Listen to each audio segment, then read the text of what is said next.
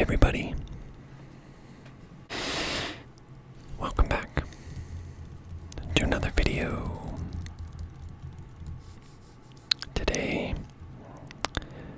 we're going to do part 3 of the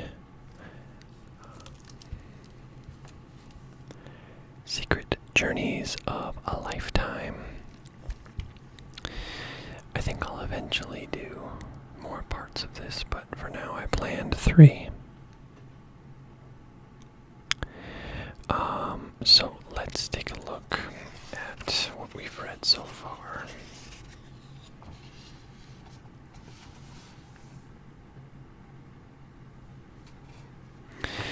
Okay. So if I remember correctly, we read Last Wildernesses and City Secrets, I'm pretty sure.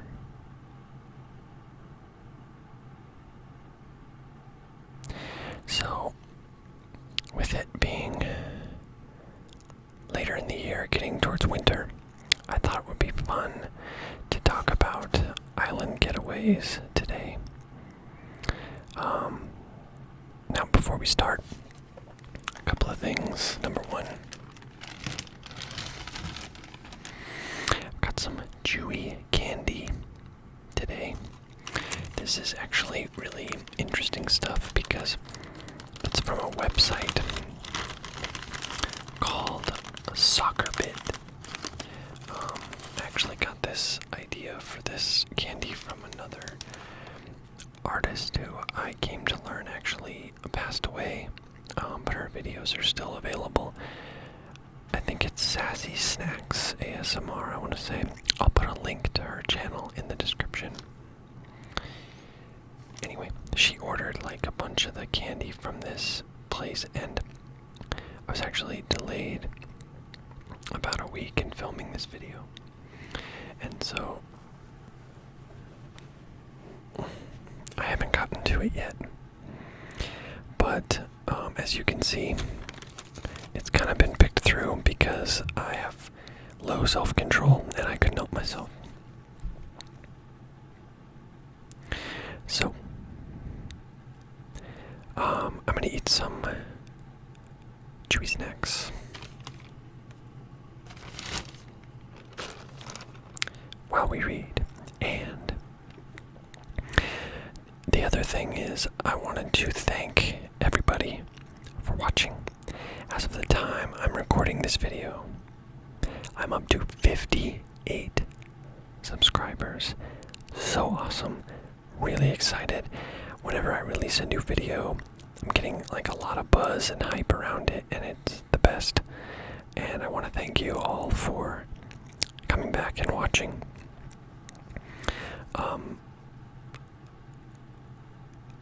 In that same vein, if you're watching this and you're not subscribed, please consider. I do try to release some varied content as much as I can. I do a lot of sports card stuff. I'm thinking about branching off into just regular sports things. I saw this cool idea from a guy, channel Space Age ASMR, who I will also link in the description. What he did was he called a baseball game, like he commentated it in an ASMR style, and that was the coolest thing. It was like inspired. I wish I'd come up with that idea. So I was thinking about maybe doing something like that for hockey. But we'll see. I'm not really 100% sure yet. I do fantasy football also, so I know that's popular. But today we're going to read, and again, if you're not subscribed, please consider doing so. Or if you like the video, give me a like. I appreciate it. So let's get started, and we'll talk about some Island Getaways.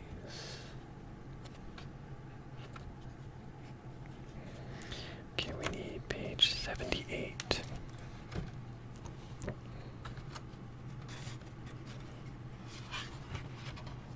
Here we go. Okay, let's try these red lips here.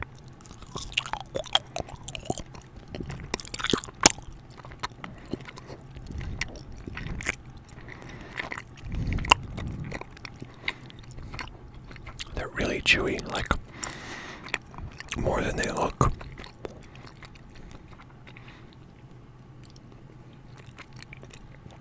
Okay. Unspoiled tropical paradises where crystal clear turquoise waters lap against the palm-fringed milky white sands do still exist.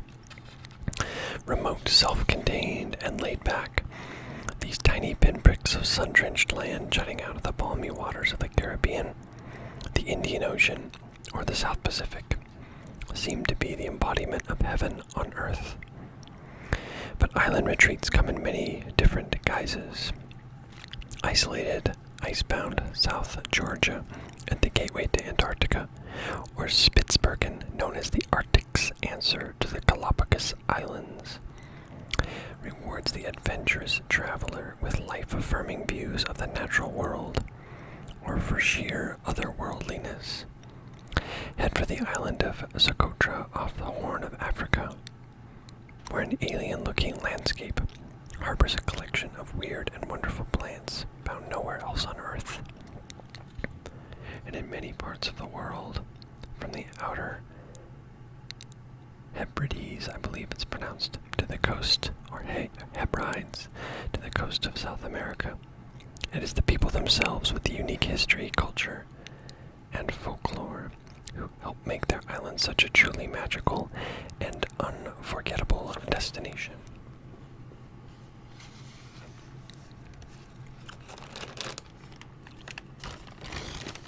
Let's try something a little different. This funny looking licorice thingy.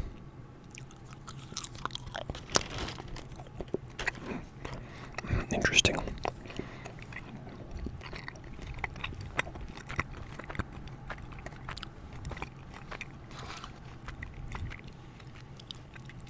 Okay. So I'm going to start on the far side of the page here, which isn't really visible in frame, but that's why I'm reading. This is about St. Helena Island, which is part of South Carolina. Steeped in history and strong on Southern hospitality, this is the quaint, quiet home of the African-American Gullah culture, or Gullah culture, possibly. One of the sea islands that string along the coast of South Carolina and Georgia, St. Helena is so different in culture and temperament from the mainland, it could well be another country. The sea islands are part of the Low Country, a vast coastal realm where precious little land rises more than 20 feet above sea level. Here, thousands of tendrils of water, both salt and fresh, meander like a life-giving blood system through a landscape of wildlife-filled marshes and dry hummocks, or marsh islands. Shaded by giant live oaks festooned with Spanish moss. Before the Civil War, this was some of the richest farmland in America, where untold wealth was generated through slave labor in the cultivation of rice, indigo, and later cotton. When the land was exhausted, it was given to freed slaves, who created their own culture and language and called it Gullah, or it could be Gula, I'm not sure. While the Civil War was still raging, the first school for freed slaves was started on St. Helena. Today, on the site of the school, the Penn Center preserves the history of the Sea Islands and the unique Gullah culture.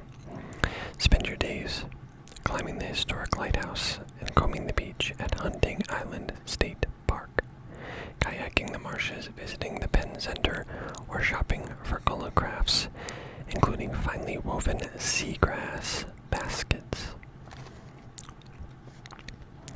On the side, there's a little, like a side story type thing, and it says Antebellum Gem. Located on the shores of the Intracoastal Waterway, Beaufort was once the center for plantation and shipping commerce. Today, elegant Greek revival homes with stately white columns line the waterfront. The town's charm has made it a popular location for movies such as Forrest Gump and The Big Chill. Interesting. So I think I know what they're talking about, like those big two-story plantation homes. I just recently saw The Patriot for the first time also, and I feel like that's kind of in the same vein. From late spring through early fall, you can clip-clop under moss-laden oaks through the historic town by horse-drawn carriage, or for a truly southern experience, enjoy Sunday brunch on the porch of the Red House Inn, an elegant townhome built by plantation owner Thomas Smith in 1820. Very cool. And then, fittingly,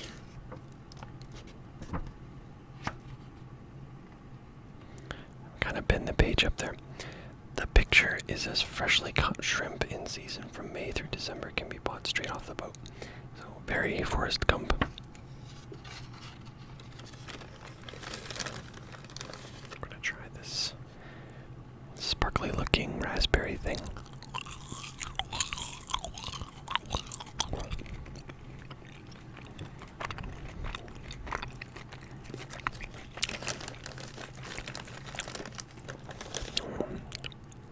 There's a slightly less sparkly one.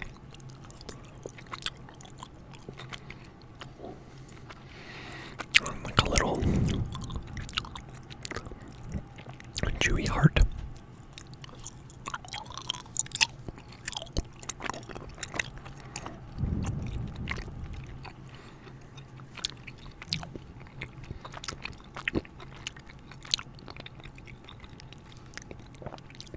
Okay.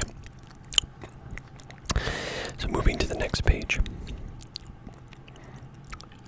is about Vieques Island in Puerto Rico.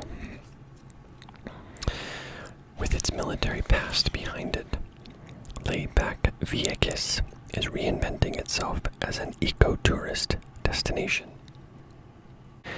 Selected in World War II as the site for U.S. Navy weapons testing range, tiny Vieques, 6 miles from Puerto Rico's southeast coast, was for a long time largely off-limits. An unexpected legacy of the Navy's occupation is that today around 2/3 of the island remains entirely undeveloped, forming the Caribbean's largest, most ecologically diverse wildlife refuge. Here are coastal lagoons, coral reefs, palm-lined beaches, mangrove swamps, and forests rich with banana, mango, and aptly named flamboyant trees. Wild horses roam freely, yet Vieques' environmental beacon is Mosquito Bay, the world's biggest, brightest bioluminescent lagoon. Its rare ecosystem harbors dinoflagellates, I think that's how that's said, plankton emitting light to deter predators. Splash hands underwater at sunset and they fluoresce. Vieques' history is equally incandescent. Archaeologists found some of the Caribbean's oldest human remains here at Puerto Ferro, little visited mini Stonehenge, proving humans have lived here at least since 1900 BC, when the conquistadors arrived around AD 1500. They savagely subjugated the indigenous Taino people, whose culture almost perished. The fort, the last of the Spanish built in the New World, and the nearby Punta Mulas lighthouse are reminders of Spain's 4-century-long rule. So here on the side it says, culinary hot spot. Vieques' gastronomy has rapidly risen from illit to bioluminescent. The island is now a beacon for Nuevo Latino cuisine, unafraid to fuse local ingredients and international techniques. ceviche, a citrus-infused Latin American sashimi, mofongo, plantain mush, and tostones, twice-fried plantain chips, are well-known Puerto Rican dishes. My wife is a huge ceviche fan. She loves ceviche. It's not my favorite. It's got, well, at least usually it's served basically in like a pico de gallo kind of salsa, and I'm not a huge fan of that. It's just not for me, but she is a huge fan of ceviche. And tostones are amazing. There's actually a restaurant near where I live that is, I think it's kind of fusion, but it's African food in addition to a few other places, and I've been there several times, and every time I go, I get a dish that's fried plantains. They're fried into chips, basically, and they're served with this, I want to say it's like a cinnamon dipping sauce or something. It sounds kind of strange, but it is unbelievable. And yeah, it's crazy. If you've never had fried plantains, I really recommend it. And if you don't like bananas, rest assured you might still like plantains, because I don't like bananas at all. And I love fried plantains. One of my favorite things. So the other bullet point here is, it says unique to Vieques are arepas fritas, white flour fritters served with arroz con habichuelas, which is rice and beans. I studied abroad in Costa Rica for several weeks when I was in college, and they have rice and beans was like a staple food there as well. Except they would call it arroz con pollo, even though it rarely had actual chicken in it. And I don't know if that was a misunderstanding on my part, but I swear it was arroz con pollo and it was just rice and beans. Anyway, arroz con habichuelas is rice and beans and fried fish.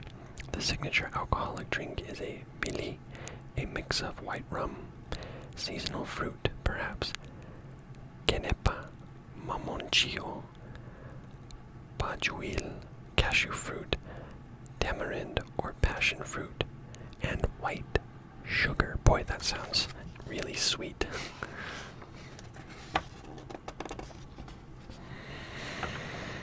Okay, so as in the other ones, we have a top 10 list here. I'll let you look at that beautiful photo and I'll read it off. So these are the top 10 islands in the sun. Let's get a candy here. I have no idea what this is. It says Bubs, I think, on it or something. And I think this is Scandinavian candy, by the way. If I didn't mention that already, it's all Scandinavian.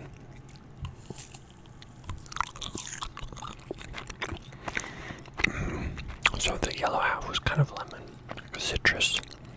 Oh, that's really good.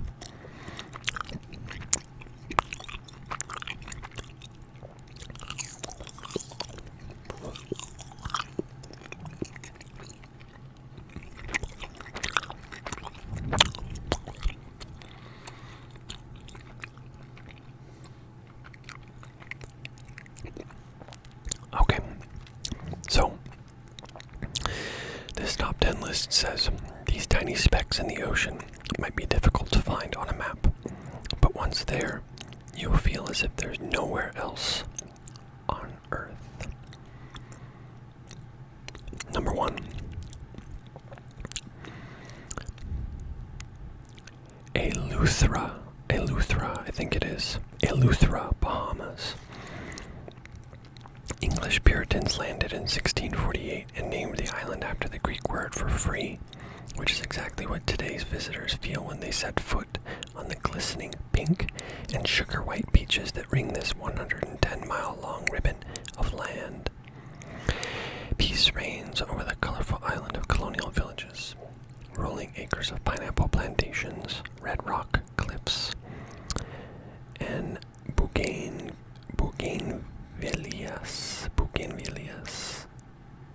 think is how that's said. And a palette of fiery shades. Next. Bonaire, Netherlands, Antilles. Divers flock here. So I think Bonaire is in the Antilles, but it's a Dutch not colony, but territory. I'm not sure what the word is now. It's not colony, unless maybe it is. I'm not sure. Anyway, either way, it's owned by the Netherlands. Divers flock here to see underwater wonders that include rainbow frogfish, parrotfish, sea cucumbers, dolphin pods, volcanic slopes, and shipwrecks. On land, the aptly named Pink Beach plays host to hundreds of flamingos and big blue lizards. Loch Bay on the eastern side of the island is a mecca for wind surfers. Next, San Blas Islands in Panama.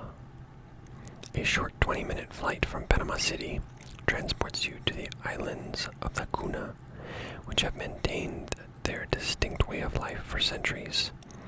The men still fish for crab, snapper, and lobster off the reefs in boats dug out of tree trunks, while the women in thatched roof villages wear traditional handcrafted fabrics in a rainbow of colors, decorated with geometric patterns, fish, birds, and animals.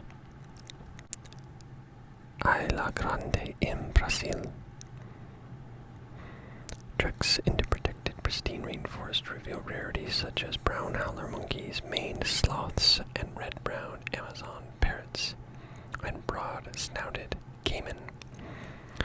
Offshore you might spot Magellanic penguins and southern right whales, and there are more than 100 unspoiled beaches on the vehicle-free island, including Lopez Mendes with strong surfing waves. Number 5. Rangiroa in French Polynesia.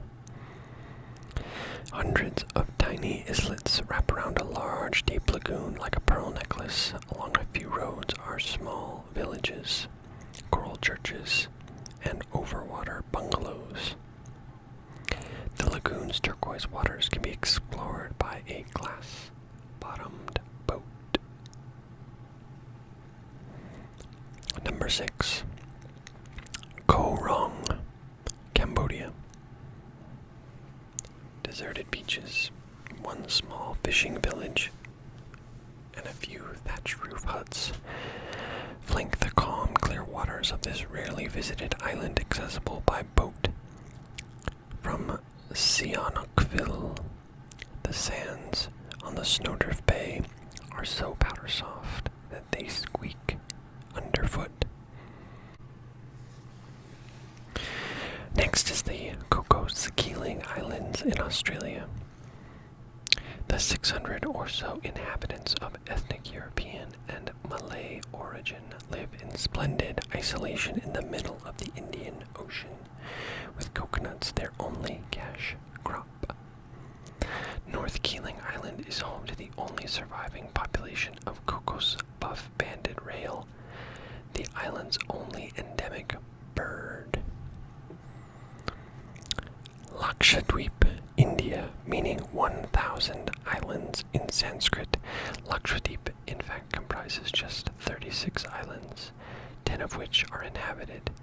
This emerald cluster off the coast of Kerala in the Arabian Sea is India's only coral reef.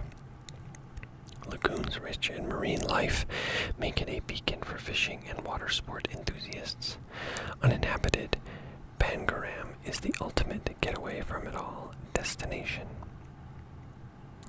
Number 9. Sifnos, Greece. Picture postcard villages of dazzling whitewashed buildings perch on hillsides or nestle behind the Cobalt Sea. There's a church for each day of the year, including the Chrysopigi Monastery, Chrysopigi Monastery, on a rocky precipice just outside the village of Faros. During a Paniyiri, a traditional festival to celebrate the name day of a saint. The church service is followed by a fiesta of local food and wine, music, and dancing. Frigate Island in the Seychelles is number 10. Tales of buried pirate treasure add to the romance of this tropical paradise with just 200 permanent residents. The island is named after frigate birds that perform their aerial acrobatics overhead. There are no fewer than 50 species of bird on the island, including the rare magpie robin, giant tortoises, and the world's only population of the giant, oh, that's a long word, tenebrianid beetle are the other attractions. Tenebrianid.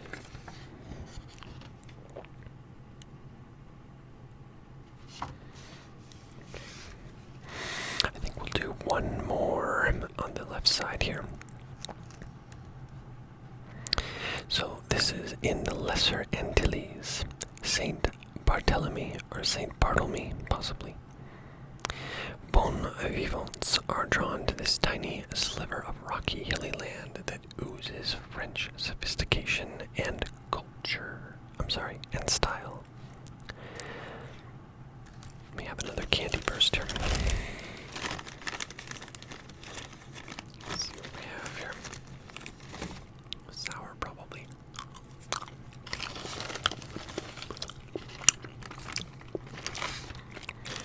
Oh yeah, very sour. I like it.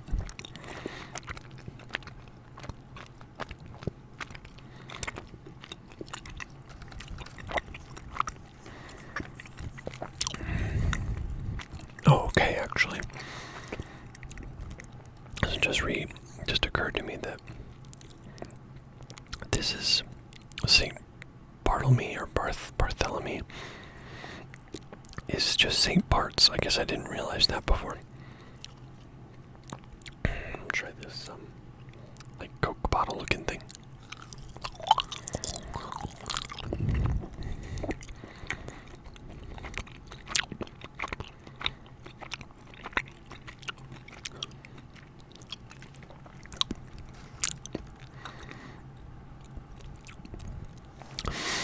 The mouth-watering aromas of freshly baked bread and just brewed coffee waft on the balmy breeze as you stroll down the narrow streets lined with cafes and bakeries, chic boutiques, and art galleries.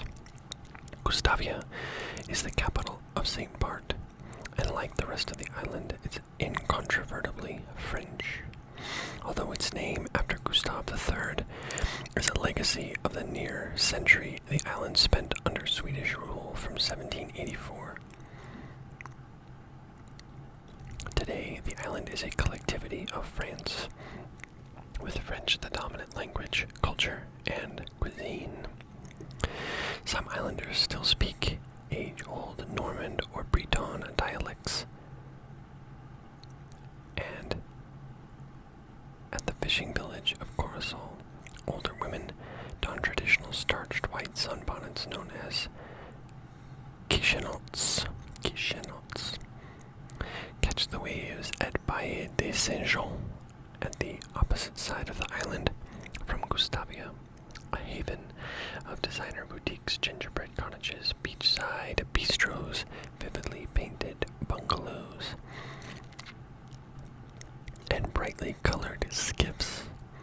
Devoid of high-rises, mega resorts, or casinos, serene St. Bart's nightlife consists of strolling the moonlit beaches, stargazing, savoring French cuisine, or listening to the local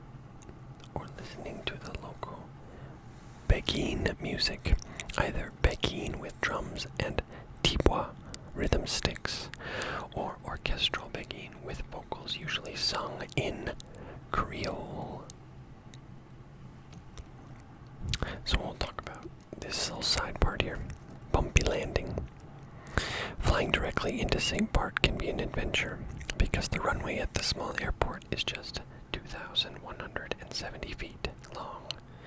The strip can accommodate only a 20-seat or smaller plane.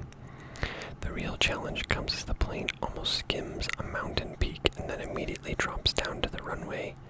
If it's windy, the plane shivers. No nighttime flights are allowed, and any pilot who lands on the island must have special training. But even the best of pilots can overshoot the runway and land in the shallow water beside the airport.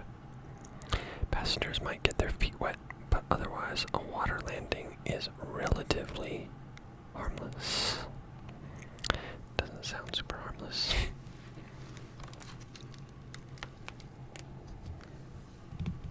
Okay, that wasn't all of the island getaways, but perhaps we'll finish them in a later section. I want to thank you all again for joining me. Please remember to like this video and subscribe to the channel if you haven't already. As always, I appreciate you being here and taking this time with me. Until next time.